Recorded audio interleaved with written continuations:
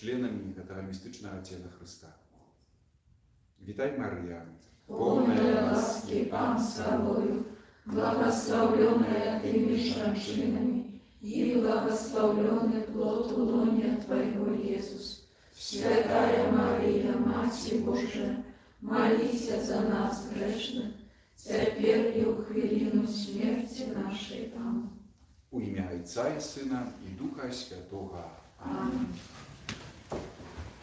Апошний темат, апошняя катехеза, которая, завершая этот раздел разважанию про Костел, это менавіта мы размаўляем, что Костел это люди. Ну и Костел, катехизис показывает, як бы, три категории людей, которые існуюць у Костеле, которые складаюць Костел. Это иерархия, это те, которые назначены знаком святарским, далее это верники светские и так само іншыя формы жыцця. Некалькі слоў сегодня про светских верников, мы еще про это размаўлялі. Катехизис вельмі конкретно показывает роль верных светских у жыцці Костёла. Так як мы на гэта звярталі ўвагу папярэдне, што святарства гэта служебная функція. Святарства мае значэнне і мае сэнс, калі оно здзяйсняецца для Божага народу. Для Божага народу. Розныя былі інтэрпрэтацыі святарства ў розных этапах гісторыі Касцёла, літургіі, і часамі так было, святарства святое ёсць, людзі ці нема, адпраўляецца святая імша, для гэтага ёсць святарства, каб падтрымліваць. Jesús сказаў: czynicie na moją pamięć, nieważne, 5-7 człowiek pusty kościół, czynicie na moją pamięć, alleluja i wpierw. Właśnie Другого Ватиканского собору роля świeckich, она naprawdę w особливый sposób podkreśliwается. I to jest, что czyniać, czy światary, ono ma sens, głęboką wartość, tak samo w Bożym zamyśle, kiedy ono zdjęśniaется nie tylko na Bożą chwałę, ale именно это для збавления конкретных, для збавления верников. Для збавления верников. И за этим потом так само идут конкретные так само прописания, між іншим, то, что там вот чапляемся литургии, чи, скажем, имши святой, это справді винятки повинны быть, исключения, как святар сам отправлял святую имшу. Бывает такое, есть такая махчимость, але завсёды пожадана, как у присутности хотя бы одного верника. Гэты один верник, так як доўгія часы было прыслугоўваючы міністрам, з'яўляецца прадстаўніком людзей, што імша святая не толькі для святара на Божую хвалу, але таксама мае сэнс і канкрэтнае служэнне менавіта дзеля Божага народу. З іншага боку, катехізис падкрэслівае асаблівую ролю і заданне свецкіх, которые, так як катехізис скажа, яны з'яўляюцца на передавой. Упереди, в сенсі, на передовой чого? Життя і обвящення Євангелія. Життя Євангелія і обвящення Євангелія. Зверните, у нас не то, что добрая эта ментальность. Мы глядим на святара и ведаем, что святар, поскольку святар, он повинен быть идеальный святый, бо он святар. А я светский, катехізис показує зовсім інакше. На гэта звернуць увагу. Часамі гэта ментальнасць такая падыход у які-то спосаб.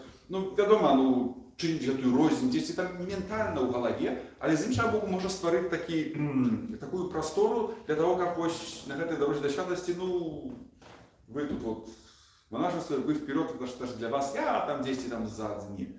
Катехізис сказать, поставлены верные светские, верные миряне на русском языке, для того, каб быць сапраўды уперадзе жыцця Євангелля і так само сведчанне пра Євангелие. Не трэба дзівіцца, нас дзівіць памылкі, якія-нибудь, скажем, публічныя скандалы духовных особаў, понимаем, что не так. Як светский христианин, там нечто такое зробить, звичайний чоловік, йому якби можна. Катехізис показує, менавіта гэта твоє свідчення у асяроддзі сям'і, працы, сяброўскім асяроддзі. Это твое сведчанне, которое на першым месте убачаць іншыя. Вы можете рассказывать, что у нас есть цудоўны, файны ksiądz и так далее, та-та-та, тра-та-та, супер классно. Некоторые люди не убачат, не проглядят, не пройдут и так далее. Але я размовляю с человеком. Это моя роля верного свецка показать с собой жыццё Евангелием, каштоўнасць и так далее у конкретным асяроддзі.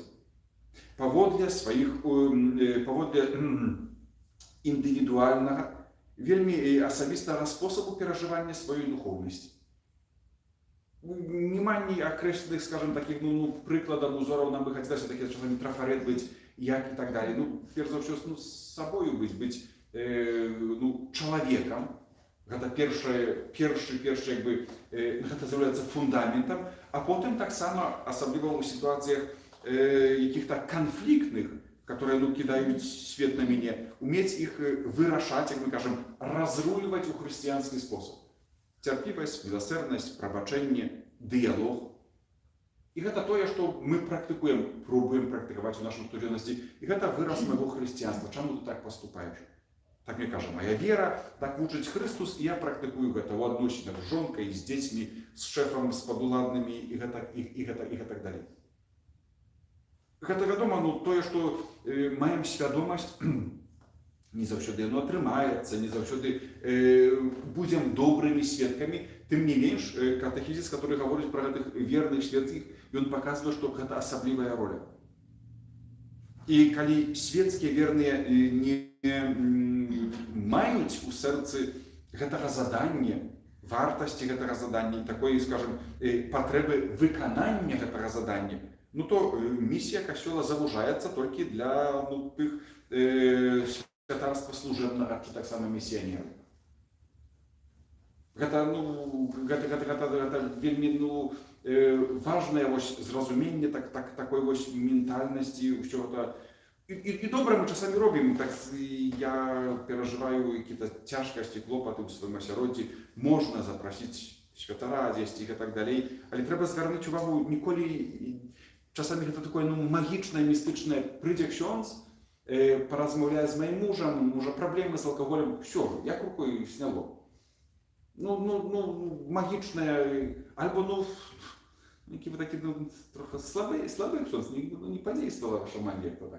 Часами такое, я говорю про себя, и в ситуациях, которые люди меня ставят, я так само это разумею, это доброзычливость и так далее, не хапая моих, жонка кажа, чи там дети слов не ведают, прикладу, молитвы, тра-та-та-та, прийдите вы, вядома, это так само моя миссия, але калі часами з гэтым звязана якби такая вялікая надзея, ўсё такое, што вось тады сапраўды нешта абсалютна зменіцца, а не змяняецца, гэта трохи такой магічны падыход. І тры гэтыя моманты, пра гэта мы ўжо казалі, толькі нагадаю, спаўненне гэтага свайго шляху да святасці. Светские люди в костеле здійсняють праз вядома святых рост, который улучшае у гэтае святарства Христовае, гэтую миссию Христовую, святара, пророка и валадара.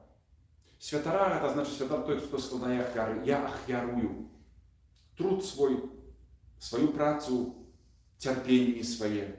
Я ахвярую розныя пакуты. Это тое духовное, что з'яўляецца моей штодзённасцю. Я ахвярую для збаўлення, для своих близких, гэта вось тая духовная ахвяра, для таксама хвалы Пана Бога. Духовные ахвяры, якія мы складаем на хвалу Бога. Асаблівая роля і гэтай духоўнасці святарской, светские верники, повинны учиться. Это то, что святые казали: молися своим життем, молися працей своей, молися своим терпением, молися радостями своими.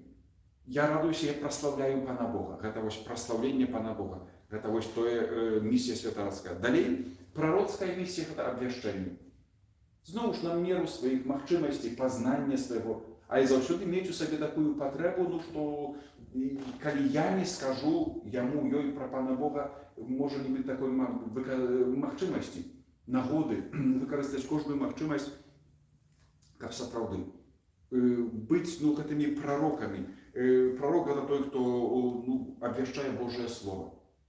Обвещает Божье Слово, Божию правду. Wiadomo, życiem swoim to przykład dobre wiedem, ale funkcja prorocka to mówić, rozmawiać, pramawlać. I to właśnie особливо, jak taki zwracają uwagę, to ten proces воспитательный, wychowawczy батьки i dzieci. Poczynając od prostu, ci wy, drogie батьки, принимайте себе обовязок wychowywać waszych dzieci w wiery, обовязок. До хрещеного моменту, а з іншого боку, ведемо добре, що до конца життя. Своего чи своих детей.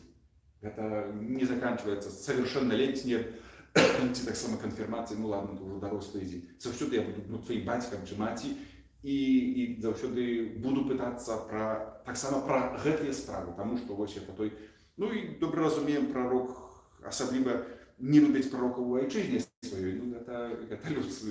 Ісус Христос это пережив, і это ось досвід кожного з нас. Іншим можна, сябрам, колегам, дальнейшим родственникам, а своим сказать, это самое вельми тяжко. Не потому, что не умею, не хочу, а потому, что это не принятие, настолько образая крылы, скажем, подразая язык уже так, анатомично выражающий, что лепей ничего не говорить. Это, однако, вот той труд пророцкий.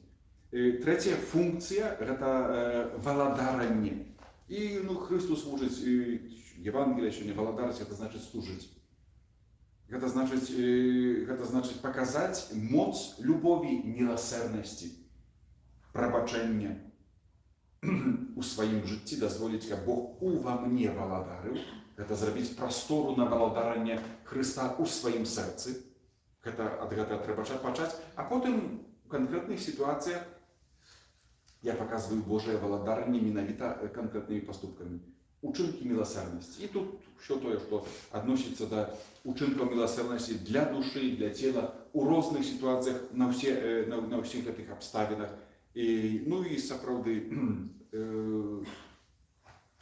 хвала, благословление, або так само, как таки звертаю увагу, это той момент занедбання, коли чоловік соправды живе собою для себе, nawet czasami zamykają się tylko w swojej семьи, tak samo это неправильная семья, христианская семья, это саме świadczenie любови. Для тих інших осяроддів, сім'їв, де не ведуть Бога, не живуть по-божому. Именно про любов, милосердность, про це каритас, вельми широко понятно. Ще одна категорія людей, которые складають костел, это іншие станы.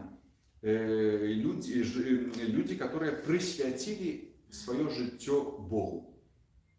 Так это называется, святарство, люди светские, те, кто присвятил життя свое Богу. Это не значит, что святари своего Бога не присвятили, что так само каждый из нас, просто все мы присвячаем своего життя Богу. Катехизис говорит про особенный акт, который здійсняється в спосіб публічний, або часами приватний, присвячення свого життя Пану Богу. І, як історія Костьола показує, вельми шмат різних, справді, галінок, ветвей, напрамків, тобто способів життя, присвяченого Пану Богу. На самому початку, так десь там історично, это люди, которые, справді, выходили с города, и шли у пустыню. Пустельник, отшельник, на русском отшельник, пустельник на белорусском отшельник. Человек, справді, виходив з осяроддя, конкретно ось городу, поліс, не бачив там можливості розвиватися, слухати Божє Слово, настільки поглинало це життя, він не був святаром, мав таку, напевно, ласку, покликання, йшов у пустину, у особне місце, і там вів такий стиль життя, який дозволяв йому увійти у глибину відносин з Богом, про стишину, про слухання Слова Божого, вельми такий аскетичний стиль життя, живучи з милостині або працюючи своєю власною працею, заробляючи собі на життя.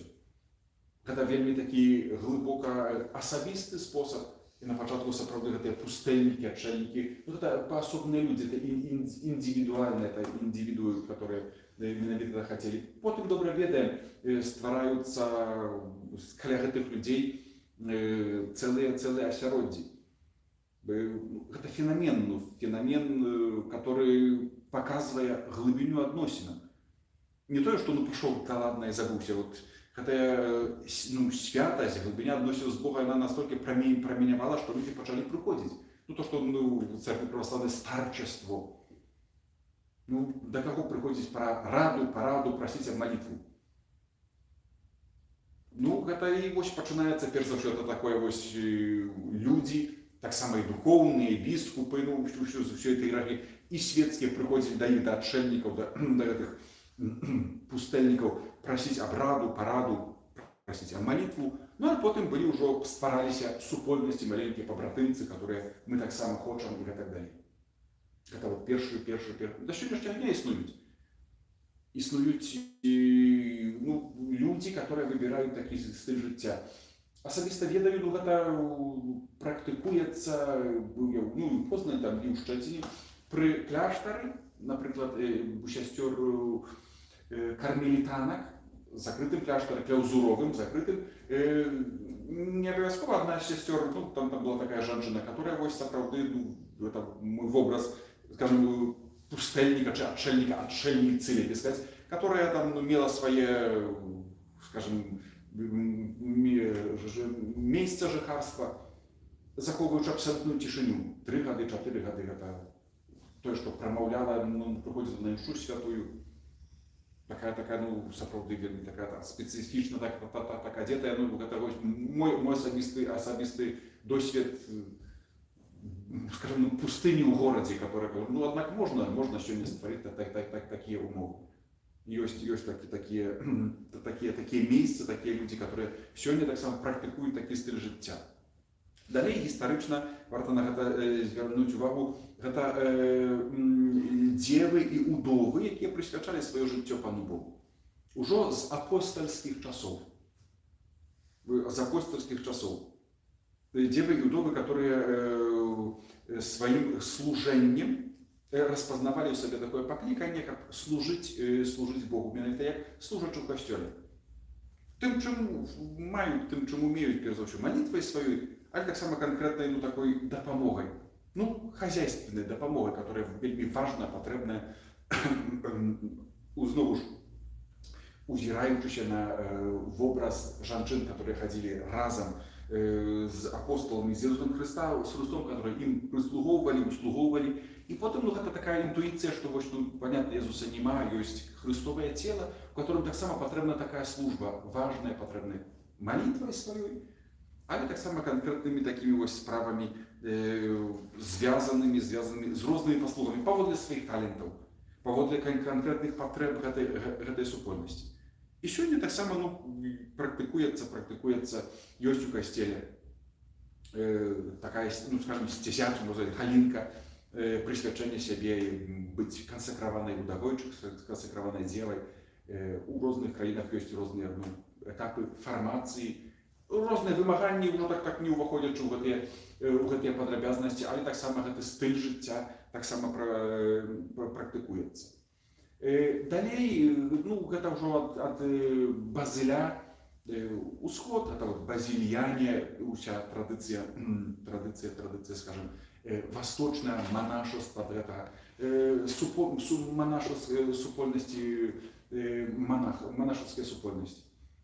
Гэта ўжо былі не адчальнікі, гэта ўжо былі сапраўды, на пачатку мог быць які-то чалавек, который дзесьці там пайшоў у пустыню, не ў пустэльнік, але менавіта такая была ідэя, каб мы разам сваім стылем жыцця, супольнасцю будавалі Божае валадарства ў акрэсленым месцы, жылі Евангеліем у канкрэтнай супольнасці. І, цяжка, адзін з жартаў, чаго Папа Рымскі не ведае. Чаго Папа Рымскі не ведае? Колькі жаночых кангрэгацый. Колькі ж кангрэгацый жаночых на свеце.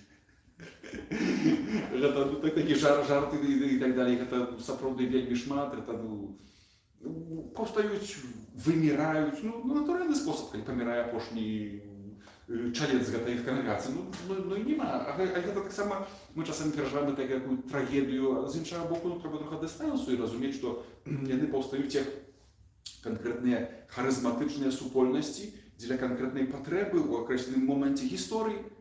І потым, як няма гэтай патрэбы, то натуральны спосаб гэта адыходзіць, нешта другое паяўляецца, і практыкуецца сёння да сённяшняга часу і сапраўды гэта тое, што мы тутай маем, пачынаючы ад айцоў францішканаў і на нас негодных слугах Божых заканчваючы і так далей.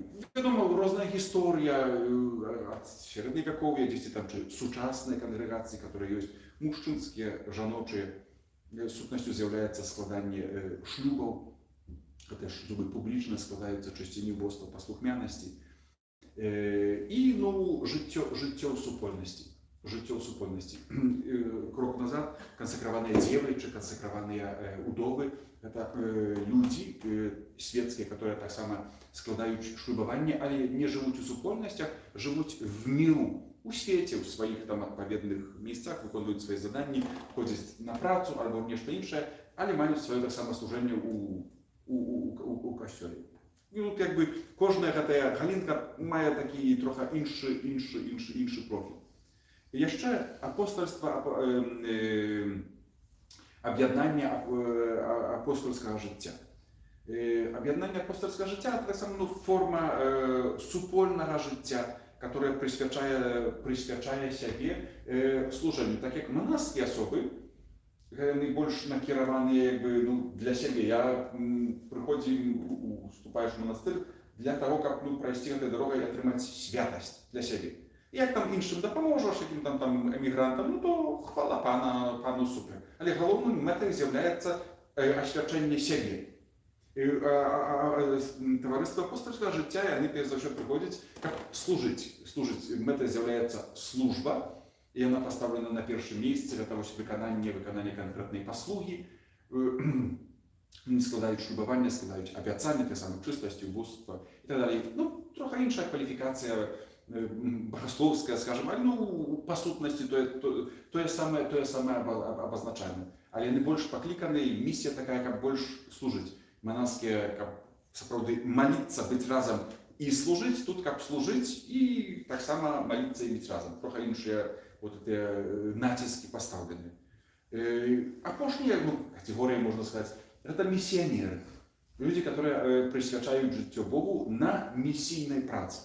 Гэта з аднаго боку, вядома, бываюць і святары, і манаскія кангрэгацыі, могуць быць гэта і удовы і так далей, ўсё такое. Але ёсць асобны яшчэ галінка, менавіта миссионеры, которые присвячают сваё жыццё, адчуваюць гэта миссійнае пакліканне, і так рыхтуюць сябе, свае сэрцы, і потым так рэалізуюць сваё пакліканне, каб сапраўды служыць місіі. Місіі там, дзе яшчэ Хрыста зусім не пазналі.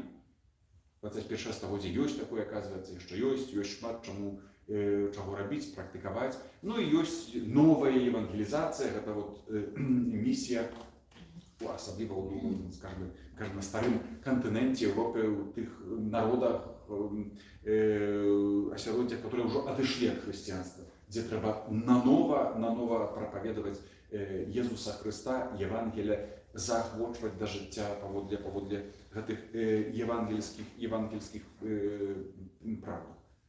Нема, скажем так, канкурэнцыі у духу зразумення супольнай справы, заўсёды ўзаемадапамога, і касцёл да гэтага заахвочвае, не для того, каб параўноўваць, барані Божа, але сапраўды каб дапамагаць, супрацоўнічаць разам. І апошняе слова, так прадстаўленыя гэтыя паасобныя катэгорыі, яны паказваюць то, што мы ўжо казалі, розніцу гэтага паклікання, якое дае Бог. Мэта адна. Усе маюць дайсці у касцёле да святасці, да поўнай камуніі з панам Богам. Розныя галінкі, розныя шляхі, розныя сцежкі, мэта адна. Усё дзеля Божай хвалы, ну і таксама сапраўды гэта мудрасць, вялікая мудрасць, душпастырская, будаванне супольнасці касцёла, калі мы разам умеем супрацоўнічаць. Калі мы не ствараем якіхсьці, скажем, бар'ер, преград, штучных якіх-то неравенств, але сапраўды умеем, як браты і сёстры, адзін аднаму служыць і будаваць супольнасць касцёла. Адбываецца гэта, ну, зноў ж на ўзроўні, перш за ўсё, найменшай этой супольнасці, якой ёсць парафія, дыяцэзія, чи які-то, вось там, скажем, мясцовы касцёл. Такім чынам, ну, гэта вот адзінства, оно сапраўды вельмі канкрэтна прыгожа праяўляецца у разнароднасці людской, але таксама гэтай харызматычнай і рознай формы служэння на хвалу Пана Бога і абвяшчэння Божага владарства, которое, то, што мы казалі, у касцёле ўжо ёсць, которым мы жывем, паўната якога наступіць ужо, калі Христос прыйдзе ў хвале судзіць жывых і памерлых. Ну і такім чынам закончылі мы ўсё, што адносілася да касцёла. Дзякуй за гэты год, за слуханне, за тое, што прыходзілі, пытанні задавалі, яшчэ можна будзе задаць. Ну і запрашаю, наступны год пойдзем далей.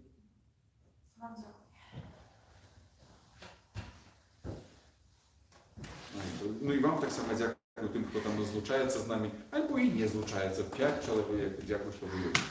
Наступная катэхеза будзе потом, ужо ў верасні, потым скажу, цяпер адпачываем. Ну і катэхізіс можна чытаць, трэба чытаць, збіраць пытанні і потым каб іх задаваць.